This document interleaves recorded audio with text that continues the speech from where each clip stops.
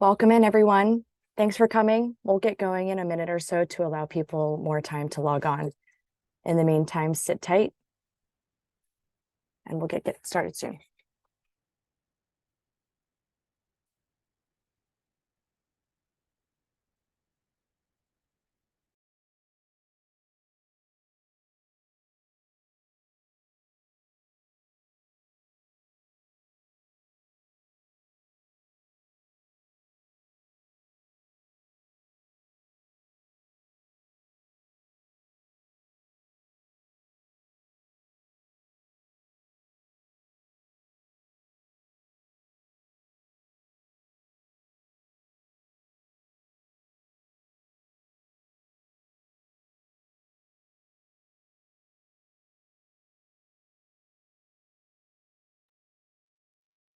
All righty, we're going to go ahead and get started. Good afternoon or good morning, depending on where you are, and welcome. Thank you so much for joining us on today's webinar on tackling food waste and methane emissions from landfills. I'm Jasmine Shu, a senior associate at RMI, supporting the America's All In Coalition. Next slide, please. In case you're unfamiliar, America's All In is the most expansive coalition of leaders ever assembled in support of climate action in the US. We have thousands of members from US cities, states, tribal groups, businesses, universities, faith groups, hospitals, cultural institutions. It's quite a long list. And the All In Coalition is working to advance subnational climate action and accelerate the US economy towards 100% clean energy. We're extremely grateful for all of our members and our partners for your commitment to doing this work together. And also wanted to say a special thank you to our America's All In co-chair, the World Wildlife Fund, and our funders, Michael Bloomberg and Jerry Brown. Now, just wanted to say up top, the goals for this webinar are to, number one, get an understanding of the climate impacts from food waste and landfilling. Two, present how we can take a whole of society or all-in approach with our vast and diverse coalition, as shown here on your screen, to deploy key strategies to reduce waste sector methane emissions. And finally, we want to point to some specific funding and advocacy opportunities to support efforts to curb waste methane. Next slide, please. We have an awesome lineup of speakers for you today. First, we'll have Tom Frankowitz from RMI, who will provide an overview on waste methane. Next, we'll have Alicia Zhao from the University of Maryland Center for Global Sustainability, who will discuss the benefits of an all-in approach to reducing emissions. Next, we'll have Shannon Kennedy, also from UMD, who will highlight efforts from the state of Maryland. And then we get to hear about two success stories from our coalition. First, Gina McCarthy from Austin Resource Recovery of the city of Austin, and Mandy McKay from Sierra Nevada Brewing Company. Then we will reconvene for some actionable next steps and a Q&A session with all of our speakers. And just a reminder that at any point, if you have a question, you can feel free to type that into your Q&A box. And we'll try to get to as many questions as we can during this portion. And I'd also like to take a moment to say that a recording of today's discussion and any referenced resources and slides will be shared with all attendees after the event. So no worries about frantic note-taking. You can sit back and relax and enjoy the awesome presentations that our speakers have prepared. Next slide, please. Now, it is my pleasure to introduce a special guest to share opening remarks to kick us off. As the first White House National Climate Advisor and former US EPA Administrator, Gina McCarthy is one of the country's most respected voices on climate change, the environment, and public health. Her leadership has led to the most ambitious action on climate in US history, with new jobs created and unprecedented clean energy innovation and investments across the country.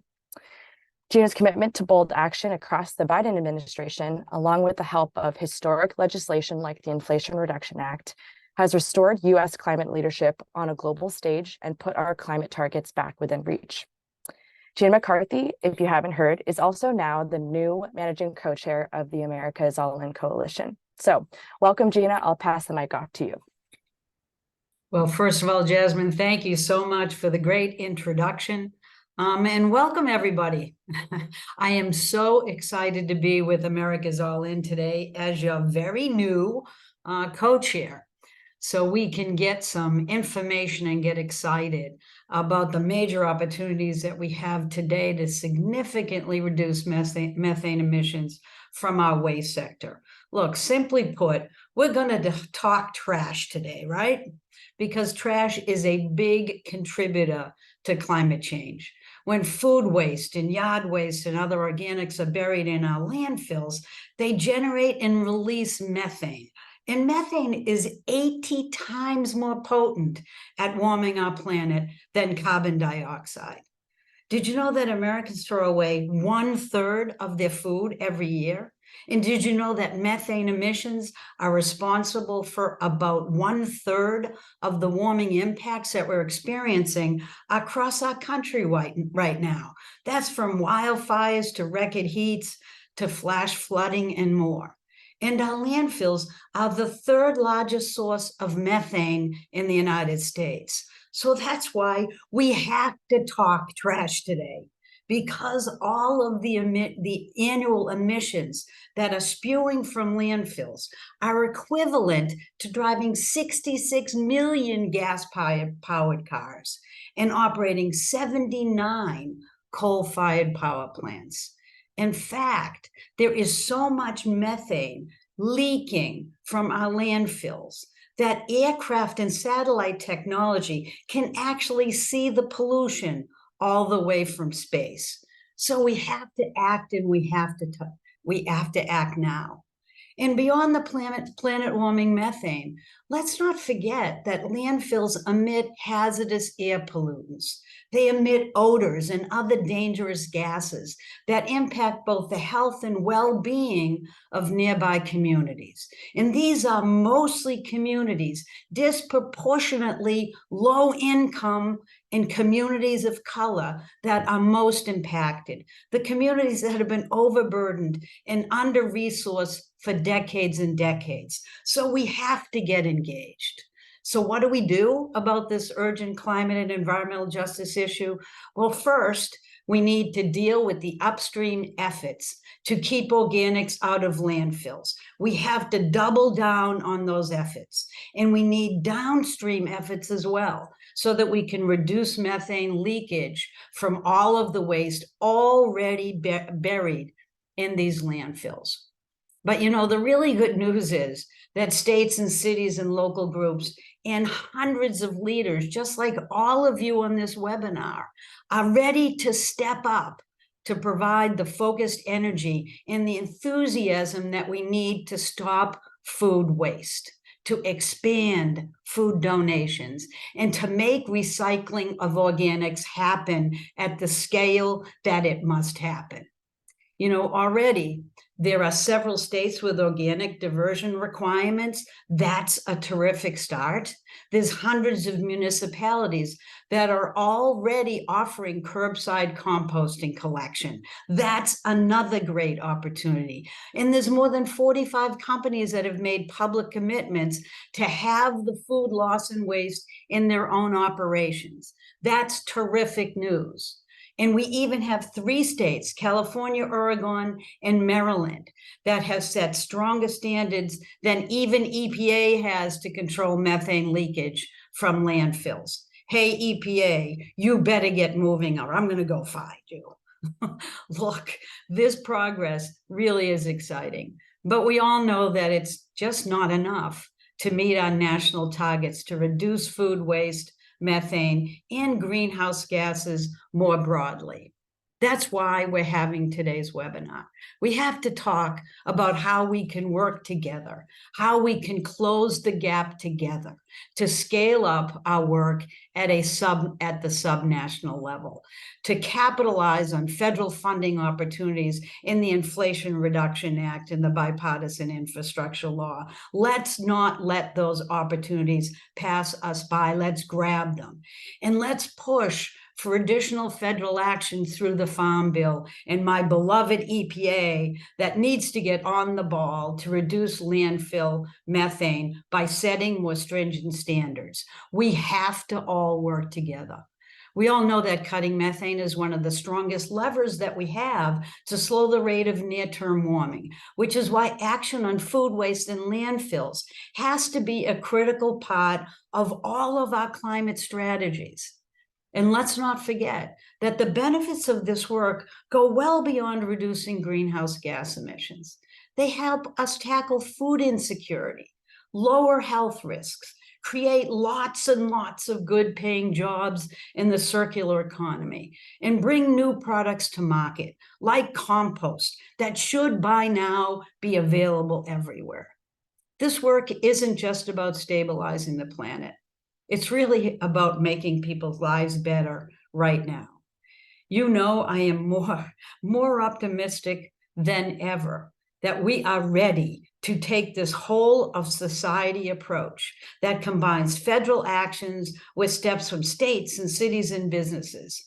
I am so excited because of you, because with your help, we can make huge progress in reducing methane emissions and giving ourselves a real shot at meeting and even exceeding our climate goals.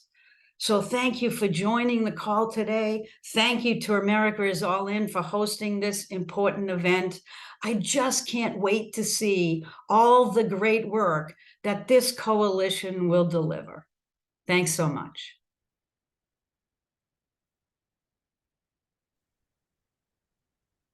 Thanks so much, Gina. I really appreciate you being with us today. Now I'm going to spend a little bit of time talking about some of the key drivers of waste methane and readily available solutions to cut emissions today. Next. Next slide, please. So let's start with the problem. When organic waste, including food waste, yard waste, cardboard, and any other biodegradable waste, decomposes in the landfill without oxygen, it generates methane, a super potent greenhouse gas. We send over 150 million tons of waste to municipal landfills in the US each year, with food waste being the single most landfilled material. Modern landfills are designed to capture and control the methane generated from organic waste through a system of wells, covers, and flares, as you can see on the slide. But unfortunately, landfills leak. Significant amounts of methane escape into the atmosphere through the landfill cover, the working face, malfunctioning flares, or damaged wells, for example. Altogether, landfills are the third largest source of methane in the United States. Next. So what can we do about this? Strategies to cut landfill methane emissions generally fall into two broad categories, as you can see here: upstream prevention and downstream mitigation, both equally important. Upstream strategies avoid locking in future methane emissions and have the biggest climate benefits over time. But downstream strategies are also critically important to cut methane emissions quickly from all the organic waste already sitting in our landfills today. And remember, cutting methane is the strongest lever that we have to slow the rate of warming in the near term. Next.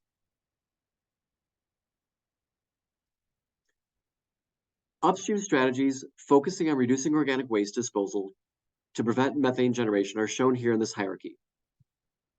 This approach prioritizes surplus reduction and waste prevention through smart agricultural practices, improved supply and demand management, and behavioral change. Followed by rescue strategies, which include donating edible surplus to food banks, soup kitchens, and shelters.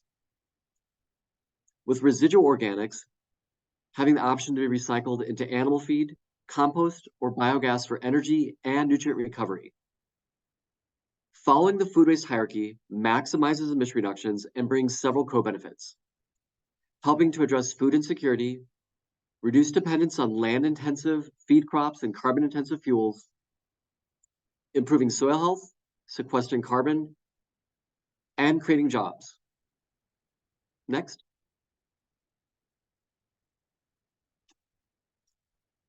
Downstream. Downstream strategies focus on capturing methane and stopping leaks at the landfill. Smart landfill design, operations, and monitoring can significantly reduce emissions at the landfill. These strategies leverage advanced monitoring technologies many of which come from the oil and gas sector, to quickly find and fix leaks while optimizing gas collection system and landfill covers to improve gas recovery and to keep the methane and other harmful pollutants out of our neighborhoods and atmosphere. In sum, we need both upstream and downstream approaches together. And I'm excited to talk about these through specific programs and policies that can get us there on the webinar today. Thanks, Tom, for those insights. Now I'll hand it over to Alicia Zhao and Shannon Kennedy from the University of Maryland to discuss the emissions reduction potential of an all-in approach to waste methane and highlight recent upstream and downstream progress in Maryland. Thank you, Jasmine. Hello, my name is Alicia Zhao. I'm a research manager at the Center for Global Sustainability at the University of Maryland. And here at CGS, we lead the quantitative analysis for the All-In Coalition. So I'm just going to zoom out a bit here and talk about the critical role methane plays in global and national climate mitigation. And then I'll also talk a bit about how waste methane fits into all of that. Next. So a lot of attention has been focused on mitigating carbon dioxide emissions through energy sector decarbonization. But methane's also a key greenhouse gas that has emerged as a new area for climate mitigation through a series of major commitments from the world's leaders. So first, through the Global Methane Pledge in 2021, the US and over 100 other countries committed to reducing methane emissions by 30% by 2030. And through that, the US and China have also agreed upon additional joint actions on methane. And then at the North American Leaders Summit earlier this year, the US, Canada, and Mexico also pledged to reduce methane emissions, specifically from the waste sector, by at least 15% by 2030.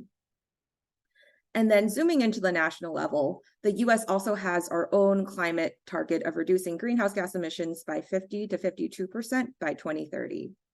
The All-In Methane report, which we released last year, shows that reducing methane emissions can get us at least 8% of that 50 to 52. Next. So diving deeper into the report, we find that if both subnational and federal actors work together, overall methane emissions in the US can be reduced by 227 megatons of CO2 equivalent. And that's more than 30% below 2020 levels by 2030. And we also find that methane emissions in the waste sector specifically can be decreased by 15%. So both of these numbers help us meet the Global Methane Pledge as well as the North American Leaders Summit target. So how do we get to these numbers? I'll just walk you through this chart over here, which was pulled from the report. So here we have methane emissions broken down by sector. And starting from the left, we have historical methane emissions in the US through 2020. You can see here that energy and agriculture are the largest emitters of methane, followed by waste in the green. And following that, we have a 2030 baseline from the EPA, which is basically what the emissions level would be in 2030 if we didn't take any additional actions to reduce methane emissions. From the baseline, we have additional methane emissions reductions that would get us to the 2030 target of 30%. For each sector, starting with the energy sector, the dark blue box shows emissions reductions we could get from stepped up actions from just subnational actors, and the light blue shows the additional reductions we could get if the federal government would also step up. As you can see, the waste sector is a relatively small but still key contributor to help us get over the 30% mark. Key policies that we implemented in the waste sector include a methane fee and waste reduction goals at the federal level. And that's paired with state and local level waste diversion policies, landfill regulations, as well as emissions monitoring and accounting tools similar to those already implemented in states like California, Massachusetts, and Washington. And with that, I'll hand it over to my colleague Shannon to talk about the different roles that federal and subnational actors play in reducing waste methane emissions. Thank you, Alicia. Yes, my name is Shannon Kennedy, and I also am at the Center for Global Sustainability. I work closely with Alicia on our U.S. subnational portfolio. So I'm going to talk a little bit more about what this all-of-society approach looks like in the waste sector. And there is a lot that can be done, not only from these current policies, which Alicia was discussing, but these can extend even further. So the federal government can set additional landfill regulations. They can help set food waste reduction goals. They can incentivize waste and recycling infrastructure, and they can importantly expand the methane fee to cover the waste sector, which right now it only covers the oil and gas sector in the IRA. States can also largely help extend and expand these federal regulations through setting their own landfill standards and also setting new waste diversion ordinances. And states, along with local governments and businesses, can help implement these critical policies and make sure that the ordinances that are in place have their full effect. For example, state level methane monitoring composting programs can work directly with local governments, communities, universities, businesses, et cetera, to help make sure that the education is there to realize these in an accessible and equitable way, and not only realizes the methane reductions, but the benefits to people's health, to our communities, to just cleaning up our communities more broadly. Next slide. And I'm going to talk a little bit more about what this means in context. So the state of Maryland last year set the most aggressive climate target in the US at the state level. They are aiming to reduce their greenhouse gas emissions by 60% from 2006 levels by 2031. And so at the Center for Global Sustainability, we took that broad US-wide modeling that Alicia was talking about, and we applied it at the state level in Maryland for the first time. And yes, the waste sector does play a role. So in Maryland, the waste sector can deliver 39% GHG emissions reductions by 2031, which is roughly equivalent to 4% of the reductions needed to meet that 60% goal. Importantly, Maryland just passed a new municipal solid waste landfill regulation to help reduce these methane emissions as well. In addition, Maryland also has established a voluntary waste diversion goal of 60% and a voluntary recycling rate of 55%. And there's a lot more that can be done to help realize these reductions. Key policies and actions that are critical to implement these new standards from an all of society perspective include implementing a zero waste hierarchy, which provides guidance for implementing waste management policies, emphasizing the need to reduce and rethink the amount of waste produced in the first place. They also can help from all levels at the state to improve data on waste sources. This is a critical way that we can help monitor what these methane emissions even are and where they are and how intense they are across the state. And there's a lot that can be done to identify those so we can make sure the policies are in place in the correct way. Additionally, you've already heard a lot about composting and the upstream, downstream strategies, but I think something that's really important and comes out of our analysis is this concept of all society, everyone working together. And one of the best ways that this can be done is by universal and accessible composting. So while Maryland has several policies to reduce the amount of waste sent to landfills, it does not have a universal composting program. Several counties do have composting programs that they are expanding. But there is still challenges to ensure that rural communities and multifamily buildings, such as in apartment complexes, also reap these benefits of a composting program and also can get the education on what this even means. So local governments and universities can help with that as well, which brings me to my next slide. I'd be remiss if I didn't mention the University of Maryland and what we're doing here on my own campus to help in these efforts. So universities offer a really great opportunity for how individual institutions within states can help connect the dots between communities, the state government, even the federal government at times to help expand on these policies and implement them. We not only are helping educate the next generation of climate leaders, we are actually reducing emissions on our own campus. And a lot of that is through composting bins. You can see this picture from Alicia's desk of a mini compost bin. And the compost bins we see every day. We are committed to diverting we diverted 44% of waste in 2022 22, sorry.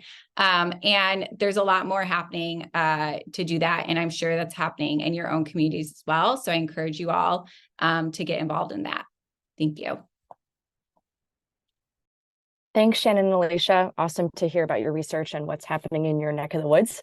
Now we will welcome Gina McCarthy to present a case study from Austin, Texas. Hi, everyone. Thank you for having me today. I am Gina McCarthy, the Assistant Director of Austin Resource Recovery, the solid waste utility in Austin, Texas. And on the next slide, you'll see a picture of Austin.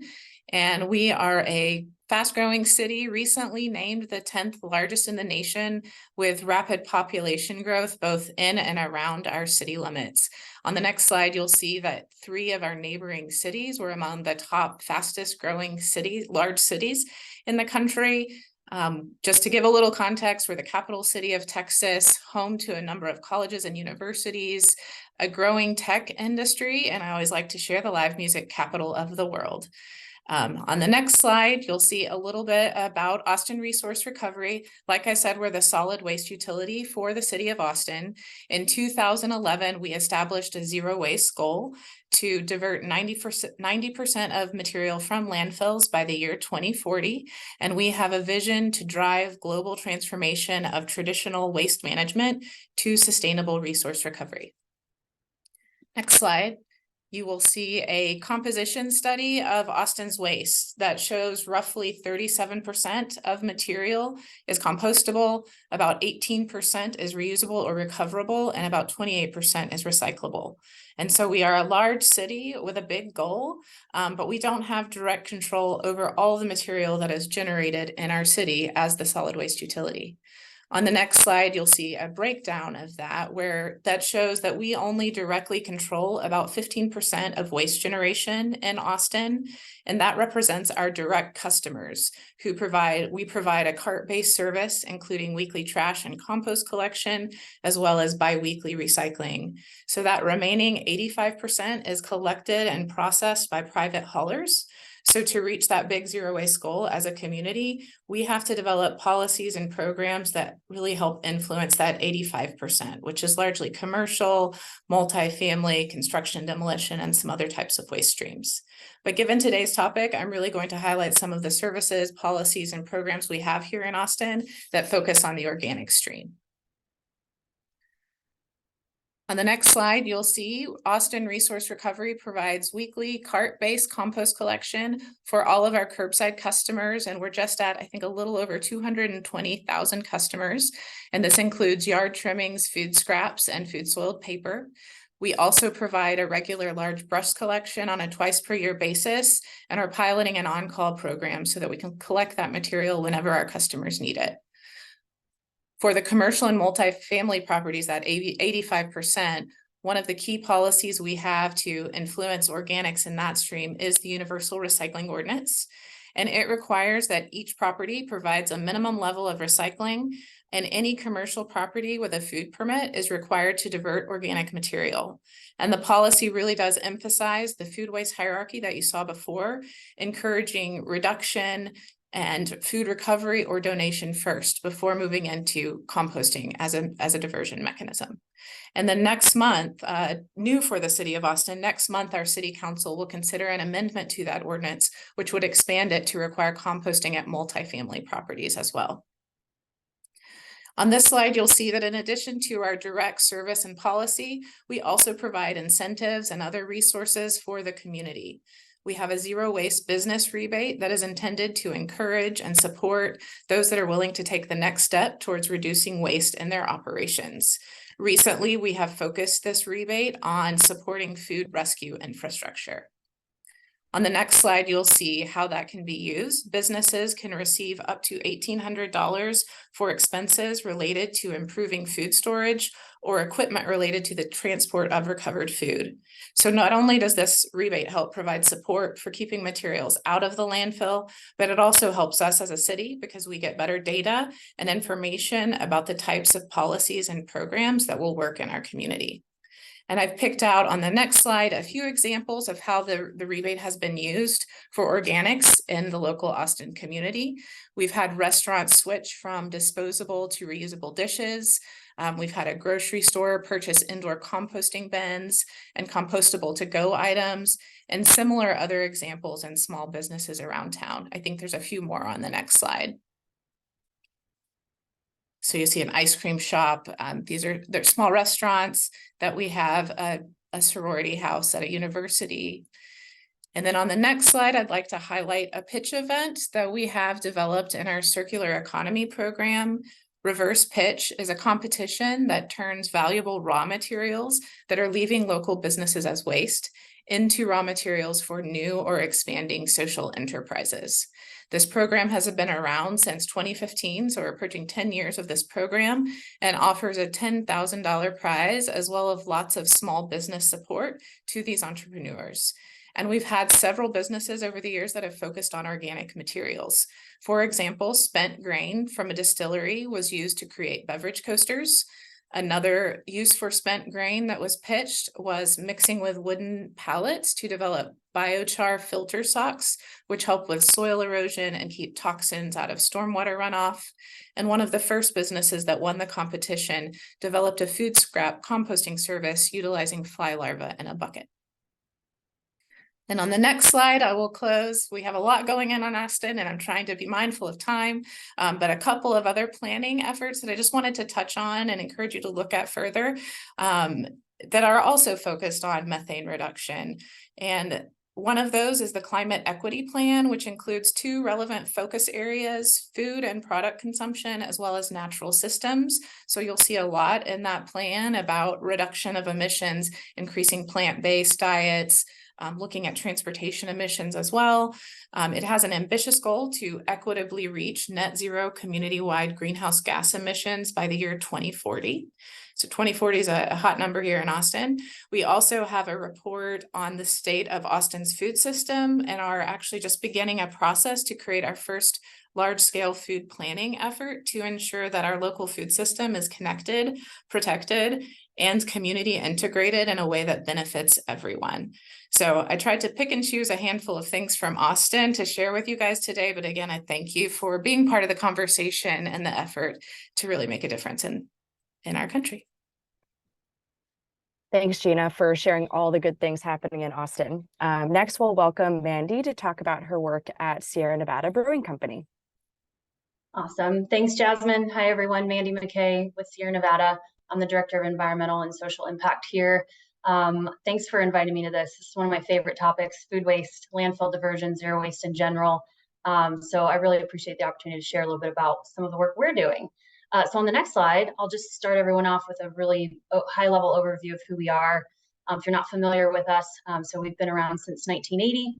We were founded in Chico, California, which is Northern California, or about an hour and a half north of Sacramento. And then about 10 years ago, almost 10 years ago, we opened up a second facility in Western North Carolina, about 20 minutes outside of Asheville. So we now have 2 brewing facilities. And then just kind of note, we're still privately owned and operated by our founder, Ken Grossman, and his 2 children, which you can see there in the upper right. So that makes a difference because we're still privately held. It's rare these days, especially in the craft beer industry. We're now the 3rd largest craft brewery in the country. Got about 1,100 employees company-wide. We're in all 50 states. So we're small in terms of beer overall, but fairly large in craft beer. So that's kind of who we are, and I'll dive into kind of what we've been doing. We've been working on zero waste for a long time. So on the next slide, our commitment really goes back decades. So we set a zero waste goal and commitment 25 years ago. And so we've been working hard on it and have really dialed it in. And it's been something that's carried through the years and core to who we are. So we're currently diverting, and we've maintained a diversion rate of over 99% of our solid waste from landfill. Really proud of that. We work really hard on it. And again, we've carried that through for years now. We were actually the first true platinum certified zero waste business, and actually helped found that certification program. I've got the hierarchy here echoing back to Tom's slides and others have mentioned it, we really do use that and we follow that throughout our zero waste program. So we've built it around that funnel, and we think about it every time we make any kind of decision around waste or purchasing. So we've got a pretty robust zero waste program for any material you can possibly think of that we're generating. You can see a few of them there. And of course, since we're talking about organic waste here, I'm going to dive into those byproducts. So on the next slide, I'll talk about spent grain and spent yeast. Those are obviously the largest volume of waste that we're generating as a brewery. It's the largest byproduct of any brewery, most likely. So company-wide, spent grain, we're generating about 250,000 pounds a day of spent grain between both of our breweries. All of that is currently going for cattle feed for dairy cows. This actually is it's a revenue stream for us. So once you hit a certain size, it's a pretty common outlet for breweries to use it as animal feed, which makes a lot of sense. Again, it's a revenue source for us, and it's a pretty good quality protein and also fiber, and it's mixed in with their other feed. On the spent yeast side, we're doing a couple different things with spent yeast. So at our California facility, we're generating about 40,000 pounds a day of spent yeast. It's actually mixed in with that spent grain, and the spent yeast is like a milkshake consistency. So it's kind of mixed in with that spent grain. That's also going for cattle feed. But at our facility in North Carolina, we actually designed in a way to recover some energy out of that spent yeast and close a loop.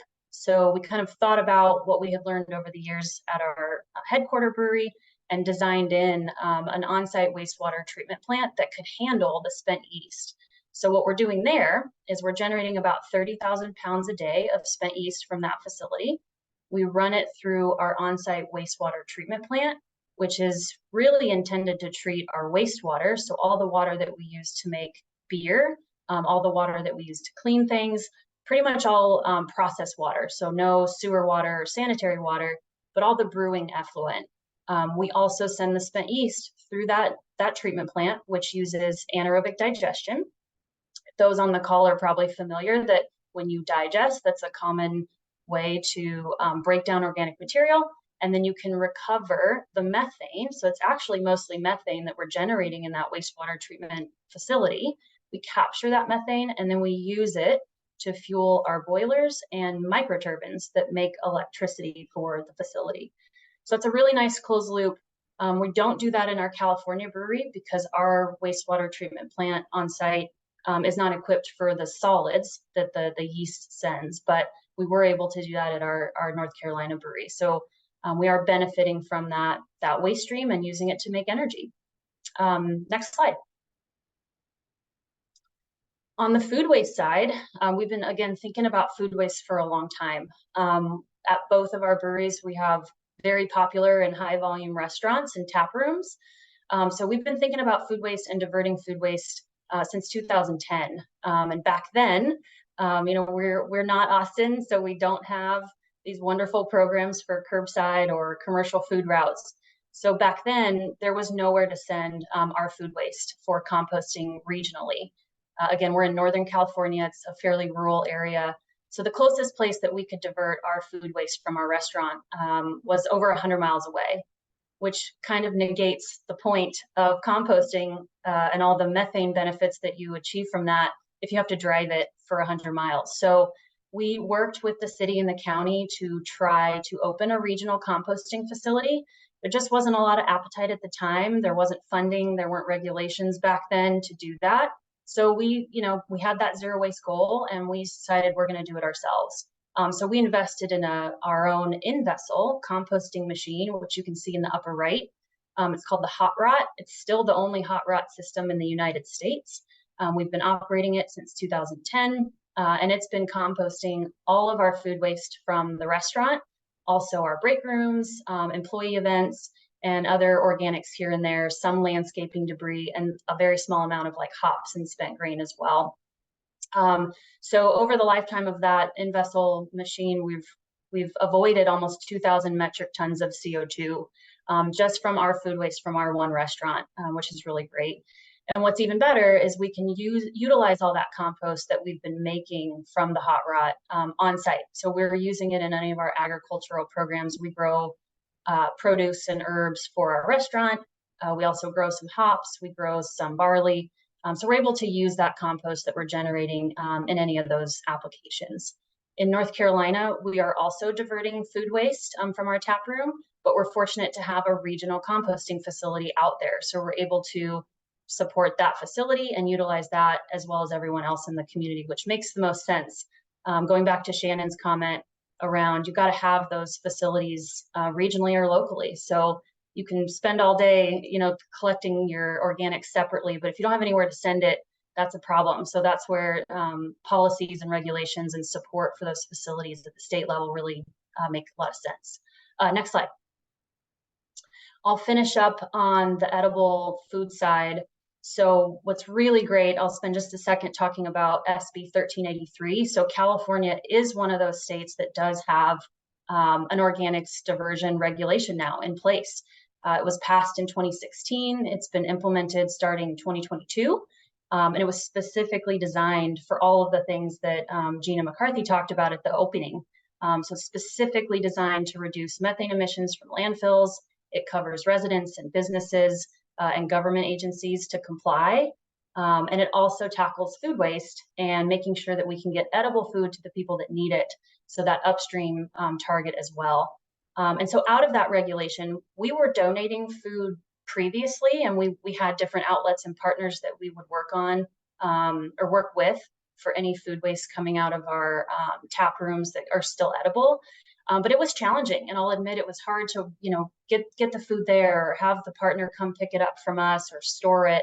And so what's really great that's come out of SB 1383 is this organization 530 Food Rescue, and they've built a model that I would highly encourage people to look into. So I put the link there in their email. It's wonderful. So they're an organization that connects volunteer drivers to organizations like ours that have food to donate, and will get it to the places that it needs to go: shelters, youth organizations, food banks, and other places. It's fantastic, and it has made the donation process of edible food so much easier and so much more streamlined for businesses. And so that came out of this regulation, this SB 1383. They were bolstered by that, and they were able to kind of set themselves up because of that policy. So that's who we're using currently in California. It's great. So we're donating any and all food that we can from our venue, our event venue, our restaurant, and also our garden that I mentioned, where we're growing food for the restaurant. So we often have surplus veggies and things that we can donate. So that wraps up our initiatives, and I'm happy to answer any questions on any of that. Thank you. Thanks, Mandy, for talking through your awesome progress at Sierra Nevada. So now with all this information, I want to turn it back to Tom and discuss how we can build upon all of these great success stories and what's next. Yeah, thanks, Jasmine. Well, the good thing is, it's great to follow up after some of these great examples, I think it just shows what's possible. And there's a number of different policies and incentives and other opportunities that states and organizations and faith-based groups can take advantage of. Next slide, please. So let's start with recommendations for non-governmental organizations. When it comes to reducing food waste, there's a lot that organizations can do to take action. The great news is that, like some of the examples we've seen today, we don't have to start from scratch. Whether you're a business, school, faith-based group, healthcare provider, there's a lot of tailored resources out there to help you divert and reduce waste in your organization. We'll share a lot of those after the call, but I'll highlight a few examples. Here's 3 high-level recommendations that anyone can follow. The first is to incorporate food waste prevention and diversion targets into broader climate plans. Waste is actually often overlooked when it comes to climate plans, so setting measurable targets around reduction and diversion is a really important first step. Conducting a waste audit. Actually, oftentimes conducting a waste audit is the first step to even know what your problem is. It's really important to kind of understand what your baseline is to create actionable targets. Follow the food waste hierarchy. I appreciate that many of the presentations included it, because it really is. It's fundamental, but it's really important to help you strategize. Partnering with local food banks and shelters to donate your surplus. Working with organic haulers, farms, composting facilities, and even if you don't have local infrastructure, consider composting on site, as Sierra Nevada does. And also keep in mind that there's federal liability protections, tax deductions available for food donation. And then there may be other local incentives available to your organization depending where you're located. Implementing these strategies can save your organization money while also reducing emissions, feeding families in need, and creating value-added products like compost. Next slide, please.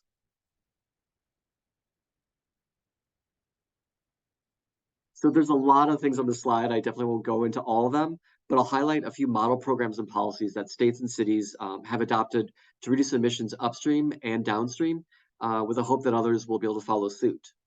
So starting with upstream, several states and cities have passed legislation or ordinances to limit organic waste that's disposed in landfills, while also encouraging alternatives like source reduction, donating food, composting, and digestion.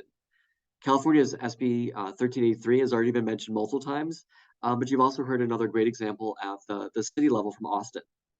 Successful organics diversion policies generally take a phased-in approach, investing in community outreach, providing grants for implementation, and infrastructure build-out. Composting or biogas procurement plans can also help ensure that organics recycling facilities have a lasting revenue source.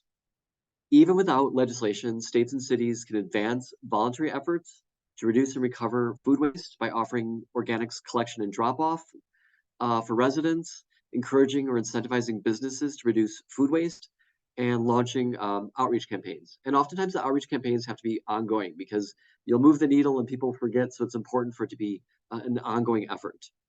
Our friends at the Zero Food Waste Coalition published a great toolkit on upstream strategies for states, and EPA has helpful resources for municipalities as well. Downstream, there's many ways for states and cities to reduce emissions from the landfill itself. 3 states, California, Oregon, and Maryland, have taken action to better control their landfill methane emissions by setting stronger air regulations than EPA. And state rules have made several improvements to landfill design, operational, and monitoring requirements to increase methane capture and reduce the risk of large leaks. States and cities can also leverage new data from satellites and aircraft surveys to identify methane superemitters. Gina mentioned at the very beginning that in some places the leaks are so big you could see them from space. And this is one of the benefits of new and emerging technology. We've actually seen successful examples of coordination between Carbon Mapper and state agencies, with landfill operators in Pennsylvania and California both. And finally, on the voluntary side, many landfills are municipally owned and operated, and we urge them to implement best management practices at their landfills. They could do things to improve cover, gas collection, and monitoring to reduce harmful emissions today. Next.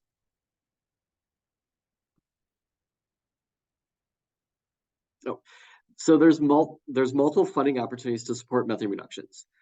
Federal funding, including the recent support from the Inflation Reduction Act or the IRA, the bipartisan infrastructure law, can help states and localities implement these programs and policies. There are a few funding opportunities here as well, but I'll emphasize one of them in particular. The Climate Pollution Reduction Grant Program from the IRA supports state and local governments and tribes with over $5 billion available for implementation of climate action plans, or rather to implement activities. But they actually have to start by submitting a priority climate action plan by 2024. So we'd encourage folks to take advantage of this great opportunity. There's also a great way to fund waste methane efforts through this CPRG, and we really encourage folks to try to submit their climate action plan in time. And it also supports landfill mitigation programs, organics diversion, and a lot of the things talked about on today's webinar. Next. So as we stressed on the webinar today, there's a lot of things that subnational leaders are already doing to pave the way on methane mitigation. and we encourage folks to take on some of these efforts locally. But the fact of the matter is that federal action is needed to support and scale up these efforts. And we want to highlight two really important opportunities for folks on the call today. The Farm Bill authorization is scheduled for this year, with opportunities to increase funding for planning and infrastructure to reduce food waste and enhance recovery and recycling. The Zero Food Waste Coalition has published a great Farm Bill report and an open letter that we'd encourage folks to check out. Another really critical opportunity, as mentioned today earlier in the call by Gina, is EPA landfill methane regulations. The US EPA sets standards under the Clean Air Act to control methane and other pollutants from landfills. And the agency is actually required to review these rules in 2024. So we see this as a major opportunity for emission reductions by updating standards to align with the latest best practices and technologies in methane monitoring, gas collection, and cover, while also encouraging organics diversion. EPA can build from some of these state efforts and prior work in the oil and gas sector to slash methane emissions, protect landfill adjacent communities, and advance its broader climate and environmental justice goals. Several organizations have petitioned the EPA to start updating these standards today, and we'd welcome your support. Next. So stay tuned for a list of resources on model programs, policies, and funding opportunities that we'll distribute after the webinar, so everyone's equipped to take action. And we invite you to join our letter urging EPA to update its landfill methane regulations and keep food waste out of landfills. We would love to elevate subnational voices on this issue and appreciate everyone's participation today to be part of that effort. Thank you. Thanks, Tom. So it sounds like there is a lot to do. Now I want to invite back all of our speakers for our Q&A, and we have about 8 minutes for that. So remember to enter any questions through the Q&A function if you have any. But I wanted to start us off, and I wanted to direct this to Shannon from UMD and Gina from the city of Austin. So one of the questions we received is, I'm based in Oklahoma, where emissions reductions and environmental benefits alone aren't necessarily compelling enough for adopting new local or state policies. I was wondering which, if any, of these methane reduction strategies offer any cost reduction, any risk mitigation, or any other kinds of additional benefits that could be centered in advocacy efforts. Can you talk about the co-benefits of methane mitigation? Sure, I can start. Yeah, so we find in our analysis that not only can these policies help reduce emissions that are harmful in their own right, but there are many co-benefits that can be realized, and sometimes not even the main intention of a policy. And for example, when it comes to methane reductions and food waste, a lot of these benefits are health impacts, access to food and nutrition for all. And just for example, in Maryland's Climate Pathway, which I discussed, we modeled Maryland's Organics Recycling and Waste Diversion Program, which is a mouthful, but this policy primarily is aiming to prevent waste before it occurs. But we found that this can also help recover edible food that otherwise would have been put in the landfill. These type of policies aren't perfect. There's a lot more that needs to be done. But I think this idea of communities working directly with governments, farmers, and distributors can help design community-driven policies like you heard a lot about in Austin and others. And they can build on the top-down incentives that are already in place. And especially as we think about the growth and transition to the clean economy, policies need to account for this equity and access to food and benefits beyond just emissions reductions. And I would add to that, I echo the benefits. I would add an example from Austin. I mentioned very briefly the reverse pitch program, which is a program that grew out of our circular economy initiative here in Austin. And we really are working towards greater circularity, kind of moving beyond zero waste, and how do we really create circularity in our local ecosystem. And in Austin, the solid waste utility partners with our economic development department to provide some additional benefits that are beyond talking about landfills. We're talking about job creation. And so utilizing some of these creative social entrepreneurship initiatives to create jobs, build skills, looking at workforce development, and it can provide additional economic benefits to our community. And you talked a little bit, Shannon, about some of the social benefits of looking at equity and access to goods and materials. And so I'd say that's another angle, is looking at economic development and job growth in a city. Thanks, Shannon. Thanks, Gina. Next question is for Mandy at Sierra Nevada Brewing Company. Mandy, really appreciate all the work you're doing in this space. Curious how food waste became a priority for your business, and if there are any financial benefits for the business for this work. So I briefly talked about it, but our part of that zero waste goal that we set a long time ago, a lot of that was around, it was around cans and bottles and those normal things, but the food waste, because of the methane emissions impact that we knew existed if you send it to a landfill, that's what drove our owner to prioritizing it. He's an environmentalist at heart and understands these things and understands the impacts, and just really was not happy sending his food waste to a landfill because knowing those impacts. So really it was the knowledge of that methane reduction, and that's not the highest and best use, and that it's going to lead to emissions. That's what drove him and us to set our zero waste goal, and specifically to invest in the composting machine, was that we just really did not want to continue sending food waste to the landfill. As far as financial benefits, partially. So by composting on site, we aren't paying to have, that waste product hauled off site by a third party hauler. So there is some savings there, although we do have to run the machine, of course. And then we also do benefit from the compost itself that we're able to utilize on site. So there are some advantages to that, cost wise and otherwise. Yeah, pros and cons to it for sure, but it made sense for us. Awesome. Thanks, Mandy. For the next question, I'm going to bring Gina back up from City of Austin. So this is so impressive what Austin is doing around organics. How many years did it take to get this underway in Austin, in your residential demographic? Are Austin's programs unique among large American cities? And lastly, so this is a lot. Let me know if you need a reread. Has the city of Austin had any state level resistance or state preemption to its efforts for any reasons that you've had to or needed to work around? Okay, that is a lot. So just tell me what I'm missing.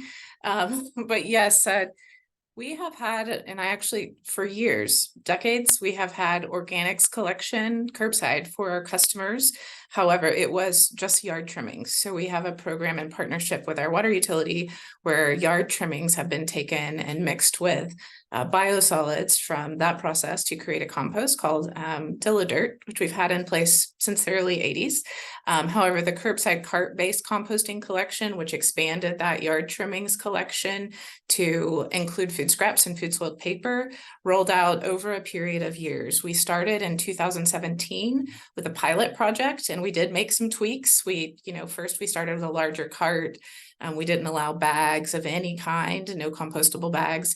So we learned some lessons and made some tweaks, and that the final expansion of that program was in 2021. So from 2017 to 2021, we had a pandemic in there, which kind of delayed that final rollout. Otherwise, it would have been a little quicker, but it did take time. Part of that was getting customers to get used to the idea of composting. It was also for fees and to roll out the cost to implement such a large program for our community. So that is the composting. And I think there is benefit in terms of cost. I think there was a cost question. So it's definitely beneficial for the city, for our ratepayers. The cost to dispose of compostable material is less than taking it to a landfill. So there is a cost benefit to the city, which then gets passed on to our ratepayers in the community. So there was that. There was a preemption. So Austin is in the state of Texas. We often call ourselves a tiny blueberry, but we have had different types of policies in place related to waste minimization. One was a bag ordinance as an example, and you can look up history on that. But there was a single-use bag regulation, and we were trying to eliminate basically single-use plastic bags in our city, and it was in place for several years, 4 or 5 years. And then there was state legislation that did not allow us to any longer enforce that requirement. And so we do have some battles in our community in terms of thinking about an all-in approach from the local to the state to the federal level, how we can build up that infrastructure to be supported across all those sectors so that we can, when we move the needle in terms of reduction, how it can stick and we can be all on the same page together. So Awesome. there may Thanks, be other Gina. things I did. That's okay. And unfortunately, we're out of time. So we will, and thank you everybody for your awesome questions. We'll be sure to try to answer those in our follow-up, but really wanted to thank all of our speakers, all of our attendees today.